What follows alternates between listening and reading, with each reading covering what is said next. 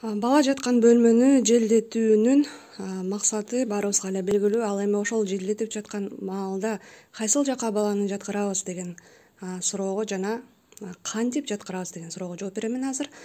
Кадимки эле кош бойлуу учуруңузда пайдаланган жаздыкты аласыз дагы.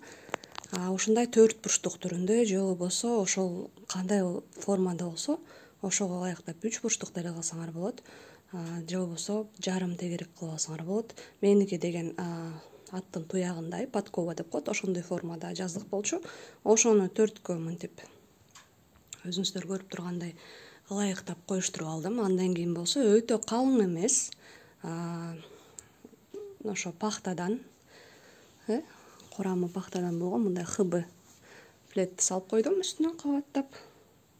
Андан кийин бул жакта буга чейин бала жаткан бөлмөдөгүдөй температурада жылуулук болуш керек. Башкача айтканда, өтө ысып кетпегендей, ошол эле учурда өтө үшүп кетпегендей. Буга чейин бала кандай бөлмөдө жатса, дал ошондой бөлмөгө, ошондой температурадагы бөлмөгө жаткыруу зарыл.